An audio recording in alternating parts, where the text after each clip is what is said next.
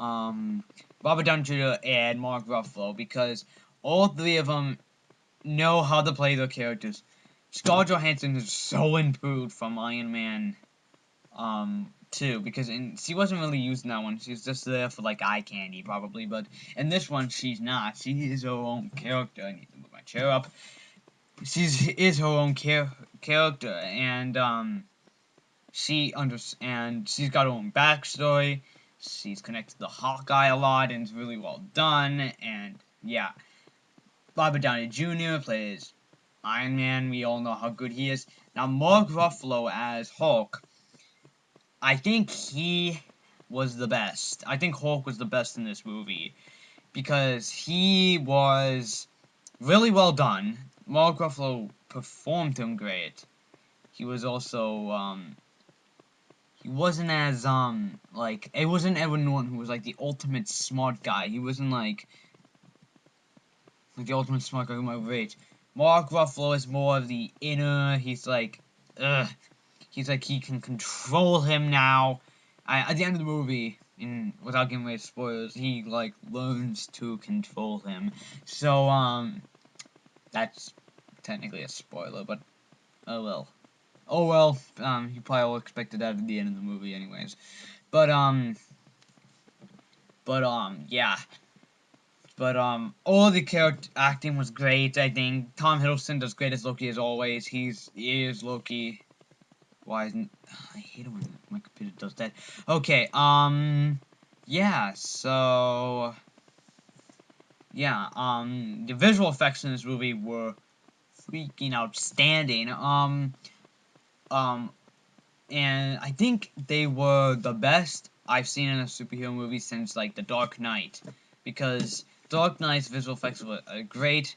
In this one, it's, there were a lot of CG, but it looks real, so you actually don't know that it's CGI, except for the giant floating things. And it's like, okay, that's fake.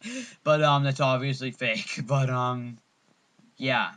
But the burning buildings, you don't know the real, not all those explosions. I think a lot of those explosions were real, I don't know. I find it weird that it's one explosion in the movie, in the trailers, where it shows that girl ducking and you see something blow up. That's not in the movie at all, so I don't know. Did they cut it out or something? Maybe the final battle is really long because this movie's supposed to be like 4 hours, and so they obviously had to cut out like an hour and a half.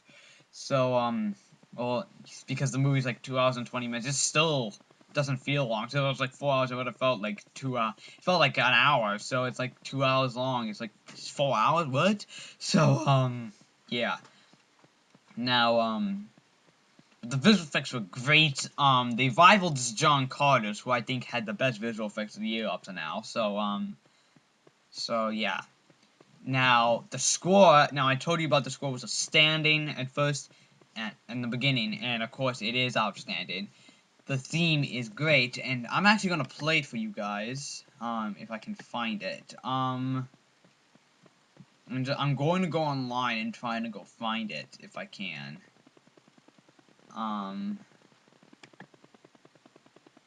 Just let me find it first.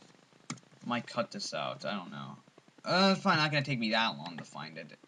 I'm not gonna log into YouTube or anything. I'm going. Let's see.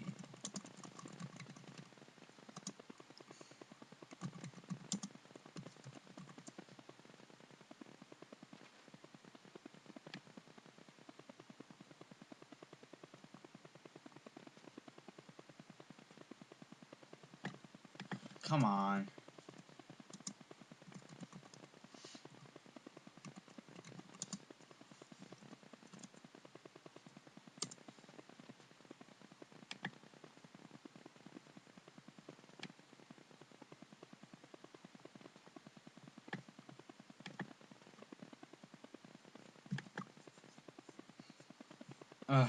Where is it? Here it is.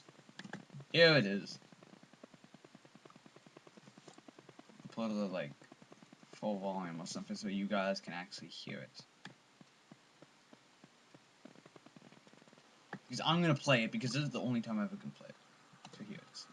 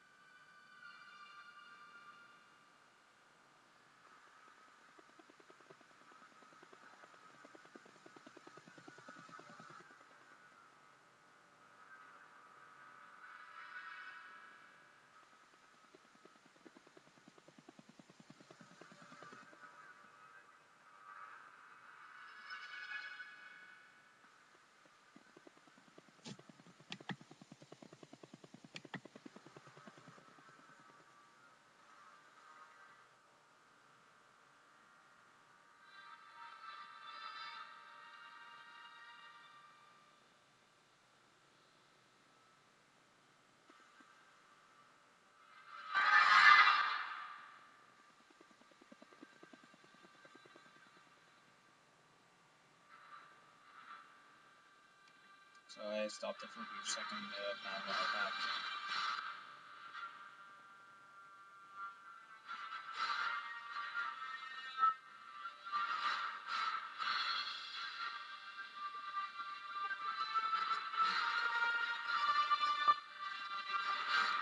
Okay, I'm gonna lower the volume, guys, because that's really loud.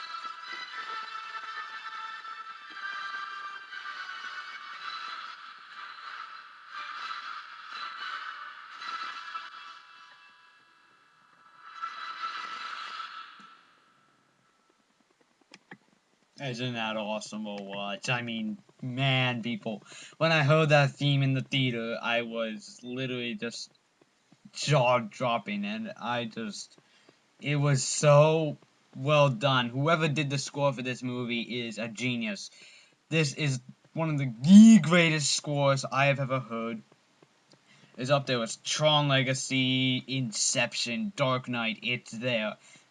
I love this score. It was so good. It's so well done, and it's really big. It's really epic. It has themes for each of the characters, and I love that theme music as well. Like, I can't get it out of my head ever. So, yeah, you can tell I love that. But now we're gonna talk about some spoilers. So if you have not seen the Avengers, which you probably have, so leave. If you have not seen the Avengers, who are you? But yeah. So the first thing I want to talk about is the writing in this movie, which is really, really good.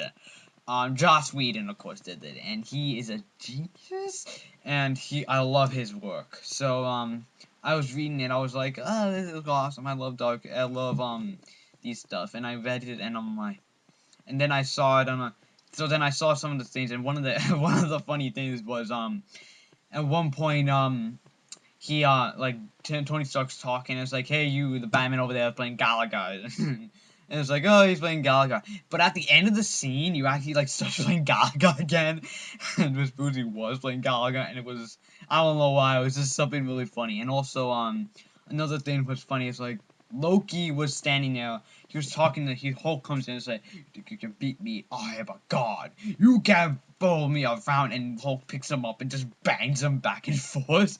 And then he walks down. And he's like, "You," and he says, "You need God." And it was so perfect. And Loki was just sitting there like, it was so perfect. Joss Whedon is the genius of perfect writing. Now, another thing, more serious note, they want to talk about is Agent Coulson's death. This is something that I think will affect the rest of the series, because Agent Coulson's in almost every single one of the movies. Except Captain America's not in that one. Actually, yes, he is. He's in near the end. But, he's in, I think, in all of them. And he was one of the best things of these movies. He was funny, he had great character, and him dying was just... It felt like we were losing somebody who has been throughout this entire thing.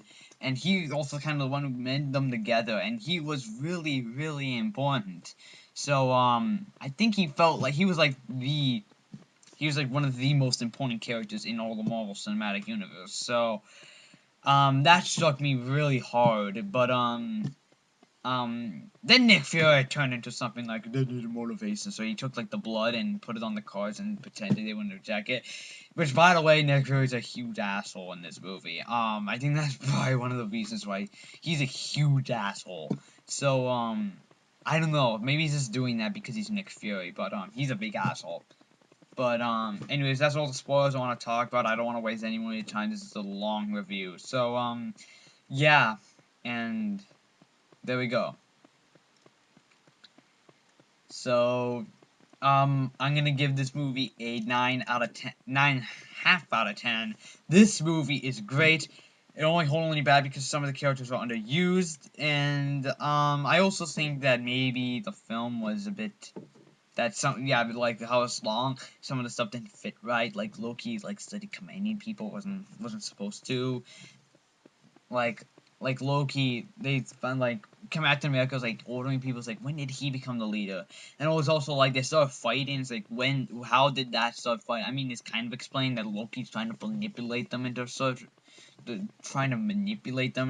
fight, to start fighting, so, he's trying to manipulate them, but it's never truly explained, and, it has, like, the same problem as Lord of the Rings, which, by the way, that's, like, the only problem with the Lord of the Rings movies, and also some of the characters are reused, and also the action scenes did get over you, like, the action scenes were a tad bit too long, like, the ending one was perfect, but there was this one, in the middle, there's an action scene which is a tad bit too long, but, it was, like, way, way too long. But anyways, I thought, it was awesome. Go see it if you haven't seen it. It is well worth the wait. So, yeah. And I'll see you, next time. MegaPixarfan is out. Peace.